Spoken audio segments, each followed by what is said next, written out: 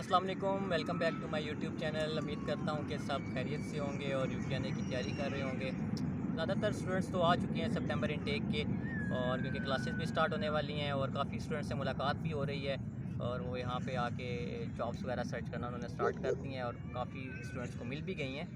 तो जॉब्स की मेरी एक वीडियो आप वो देख सकते हैं, लिंक मैं डिस्क्रिप्शन में शेयर कर दूँगा कि जॉब्स कैसे आप यूके में फाइंड कर सकते हैं। तो नेक्स्ट जो है हमारे पास जनवरी इनटेक के लिए बेसिकली मैं ये वीडियो बना रहा हूँ कि अब कैश इंटरव्यूज़ स्टार्ट हो रहे हैं। तो सबसे पहले ये क्लियर कर दूँ कि कैश क्या होता है और ये कितना इंपॉर्टेंट होता है वीज़े के लिए। कैश बेसिकली होता है confirmation of acceptance of studies, जो यूनिवर्सिटी आपको प्रोवाइड करती है और ये यूके वीआई को आप अपने वीज़ा फ़ाइल के साथ सबमिट करते हैं और ये वीज़ा के लिए ज़रूरी होता है और यही आपका वीज़ा होता है। एक तरह से आप समझ लें, अगर आप कैश ले लेते हैं तो इसका मतलब आपने यूके वीआई से वीज़ा ही ले लिया है। तो इसके अलावा हम बात करेंगे कि कुछ स्टूडेंट्स जो सितंबर इनटेक वाले हैं उनके वीज़े क्यों डिले हो रहे हैं और जनवरी इनटेक वालों को अभी से क्या करना चाहिए और ताकि वो टाइम पे यूके आ सकें। तो कैश के लिए मैं शुरू करता हूँ। जो कैश इंटरव्यू है, कैश में वो आपसे क्वेश्चंस करते हैं। सबसे इम्पोर्टेंट क्वेश्चन तो सबसे पहला क्वेश्चन यही होता है उनका कि आपने ये यूनिवर्सिटी क्यों चूज़ की। तो आप उनको बताएं कि आपने ये यूनिवर्सिटी क्यों चूज़ की, उसकी अपनी करैक्टरिस्टिक्स यूनिवर्सिटी को बतानी है जो आपने इंटरनेट से सर्च करके अच्छी तरह शॉर्ट लिस्ट करके रखी होती हैं। आपने यूनिवर्सिटी की रैंकिंग पे बात करनी है, आपने उनकी टीचिंग मेथोडोलॉजी पे बात करनी है, आपने उनकी कैटेगरी पे बात करनी है कि वो ब्रॉन्ज़ कैटेगरी में लाई करती है, गोल्ड कैटेगरी में लाई करती है, किस कैटेगरी की यूनिवर्सिटी है। इस पे आपने उनके साथ बात करनी है। और हाँ, यहाँ पे मैं आपको एक पॉइंट क्लियर कर दूँ कि ये देख के नहीं आपने बोलना, जो बाज़ इंटरव्यू जो होते हैं वो वीडियो इंटरव्यू होते हैं, तो उसमें आप देख के नहीं बोल सकते। और जो ऑडियो कॉल पे होता है उसमें तो स्टूडेंट्स पेपर वगैरह अगर ला के उसको पास करने की कोशिश करते हैं तो पास भी हो जाते हैं, लेकिन वीडियो इंटरव्यू में अगर आप देख के बोलेंगे या आपने याद करके आंसर बोलेंगे तो इससे जो होगा आप साफ पता चल रहा होता है कि आपने देख के बोल रहे हैं, आपने याद किया और आप बीच में अटक अटक के बोल रहे होते हैं, तो आप साफ पता चल जाता है। इसलिए मैं रिकमेंड यही करता हूँ कि आंसर अपना प्रिसाइज़ होना चाहिए और कॉन्फिडेंस के साथ आप उनको आंसर करें। तो आप उसकी कैरेक्टरिस्टिक्स पे बात करें यूनिवर्सिटी की। नेक्स्ट वो करते हैं कि पूछते हैं आपसे कि आपने ये हमारी यूनिवर्सिटी क्यों चूज़ की, इधर और भी ज़्यादा यूनिवर्सिटीज़ हैं यूके में, आपने उनकी तरफ क्यों नहीं किया। तो फिर आपने दोबारा ही उसी पॉइंट्स को थोड़ा सा और इन्हेंस करके बताना होता है कि रैंकिंग अच्छी थी, टीचिंग मेथोडोलॉजी अच्छी थी, यूनिवर्सिटी में जो फैसिलिटीज़ प्रोवाइड करती है यूनिवर्सिटी के, कंप्यूटर लैब में कितने कंप्यूटर्स हैं, लाइब्रेरी में कितनी बुक्स हैं, इंफ्रास्ट्रक्चर यूनिवर्सिटी की बात कर सकते हैं आप, और उनके प्रोफेसर्स के ऊपर बात कर सकते हैं कि जो हमारे कोर्स को लीड करेंगे वो उनकी जो अपनी स्टडी है, उनकी रिसर्च है वो काफ़ी स्ट्रॉन्ग है। इस वजह से हमने इस यूनिवर्सिटी को जो है प्रेफर किया है। दैन वो पूछते हैं कि आपने ऑस्ट्रेलिया, कनाडा या किसी अदर यूरोपियन कंट्री को क्यों नहीं चूज़ किया। तो आप उनको बताएं कि ये जो हमने यूके इस वजह से चूज़ किया है क्योंकि यूके जो है वो इकोनॉमिकल है, सबसे पहले हम अफोर्ड कर सकते हैं हमारी, और इसके अलावा आप बात करें कि जो उनका वे ऑफ टीचिंग है वो अच्छा है, वो ज़्यादा प्रैक्टिकल पे बात करते हैं, थ्योरी पे वो थ्योरी बेस्ड नहीं होता, रट्टा सिस्टम नहीं होता जो हम पाकिस्तान इंडिया वगैरह में पढ़ते हैं, रट्टा लगाया पास कर दिया, सिस्टम यूके में नहीं चलता। आप लोग जो है आपको केस स्टडीज़ दी जाती हैं, आपको असाइनमेंट्स दी जाती हैं, आपने वही पास करनी है, वही आपका पेपर है, वही सब कुछ होता है। इसलिए जो है आपने प्रैक्टिकल फील्ड के लिए रेडी हो जाएं क्योंकि आपने अभी प्रैक्टिकल ही स्टडी करनी है। अब रट्टा सिस्टम चला गया। और फिर आपसे वो पूछते हैं कि आप पाकिस्तान में क्यों नहीं ये सब्जेक्ट पढ़ रहे। पाकिस्तान में भी ऑफ़र कर रहा होगा ये सब्जेक्ट, कोई ना कोई यूनिवर्सिटी इंस्टीट्यूट कर रहा होता है, लाजमी है। आपने उनको बताना है कि हम इंटरनेशनल एक्सपोजर लेना चाहते हैं, जो अगर हम पाकिस्तान से डिग्री लेंगे तो हमें इतना अच्छा नहीं पढ़ाया जाएगा जितना जो कोर्स कंटेंट है यूके में पढ़ाया जाता है। और सेकेंडली ये है कि हमारे जो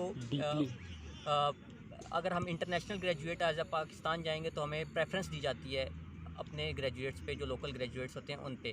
थर्ड वो पूछते हैं कि आपको पता है कि आपका यूनिवर्सिटी का स्पॉन्सर कौन, सॉरी आपको स्पॉन्सर कौन कर रहा है। तो आपने बताना होता है कि आपकी यूनिवर्सिटी ही आपके स्पॉन्सर है। सेकेंडली वो पूछते हैं कि आपको बजट पॉइंट ऑफ व्यू से कौन स्पॉन्सर कर रहा है। फिर आपने बताना होता है कि आप खुद स्पॉन्सर हैं अपने या आपके वालिद स्पॉन्सर हैं, और आपने कितनी बैंक स्टेटमेंट रखी हुई है। बैंक स्टेटमेंट बेसिकली आपकी रिमेनिंग फ़ीस और प्लस लिविंग एक्सपेंस होता है, वो आपने उनको बताना होता है। वो आपसे पूछते भी हैं कि कितना आपने बैंक स्टेटमेंट रखी हुई है। और फिर नेक्स्ट क्वेश्चन वो करते हैं कि यूके में एक महीने रहने में 1 महीने का कितना ख़र्चा आता है, कितना एक्सपेंस आता है। फिर आपको ने वही आंसर करना होता है यूके वीआई के मुताबिक, जो उन्होंने लिविंग एक्सपेंस पर मंथ दिया होता है। आपने उनको बताना होता है कि मेरा ये एक्सपेंस यहाँ पे आएगा। नेक्स्ट वो हमसे क्वेश्चन कर रहे होते हैं कि आप ग्रेजुएट होने के बाद यूके में आप क्या करेंगे, फ़र्दर कहाँ जाएंगे। तो आपने इनको बताना होता है कि हम एजुकेशन कंप्लीट करने के बाद अपनी कंट्री वापस आएंगे और अपनी कंट्री में जो मल्टीनेशनल कंपनीज़ मौजूद हैं उनमें अप्लाई करेंगे और उनमें जॉब करके अपने करियर को ग्रोथ की तरफ लेके जाएंगे। तो आपने 3-4 मल्टीनेशनल कंपनीज़ के नाम याद कर लेने होते हैं। जैसे कि अगर आईटी फील्ड में तो टेरा डाटा, अगर किसी आप एमबीए फील्ड में तो किसी बैंक वगैरह का नाम जो है जो पाकिस्तान की मशहूर बैंक है आपने उनको वो बताने होते हैं। फिर नेक्स्ट हमारे पास वो पूछते हैं कि अगर आपको यहाँ पे थोड़ा सा वो ट्रिकी क्वेश्चंस भी कर रहे होते हैं। अगर आपको पीएचडी करने का मौका मिले तो फिर आप क्या करेंगे, वो बेसिकली चेक करना चाह रहे होते हैं, मुल्क में रहना चाह रहे हैं, आपका जो आंसर है वो आप झूठ तो नहीं बोल रहे। तो आपने फिर भी वही आंसर करना होता है, मैं भी पीएचडी का इरादा नहीं है मेरा कोई भी, मैं डिग्री लूँगा, मैं वापस जाऊँगा और अपने मुल्क जाके सर्व करूँगा कंट्री को। नेक्स्ट हमारे पास जो क्वेश्चन आता है वो ये आता है कि आप अगर यहाँ पे आपको जॉब का मौका मिले तो आप करेंगे या नहीं करेंगे। फिर आपने वही आंसर करना होता है जो आपने पहले किया होता है, क्योंकि वो मुख्तलिफ अंदाज से घुमा फिरा के आपसे पूछ रहे होते हैं कि किसी ना किसी तरीके आप उनको बता देंगे आपने यहीं पे रहना है, जो कि हमने नहीं बताना होता।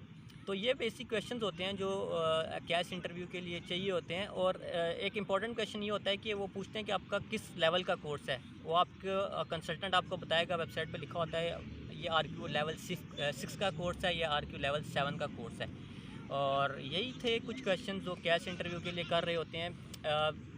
नेक्स्ट ये कि मैं आपको बता दूं कि वीज़े क्यों डिले हो रहे हैं। वीज़े इस वजह से डिले हो रहे हैं, यूकेवीआई के पास इस टाइम बहुत ज़्यादा रश है, स्टूडेंट्स का नंबर ऑफ़ स्टूडेंट्स ने अप्लाई किया है और 22 to 24 डेज़ वर्किंग डेज़ लग रहे हैं आजकल वीज़ा आने में। अगर किसी ने अप्लाई किया हुआ तो परेशान होने की ज़रूरत नहीं है, अभी आ जाएगा वीज़ा। और आपसे रिक्वेस्ट करूँगा बीच में कि अगर आपने मेरा चैनल अभी तक सब्सक्राइब नहीं किया तो काइंडली कर दीजिएगा और शेयर भी कर दें अगर आपको कंटेंट पसंद आ रहा होगा।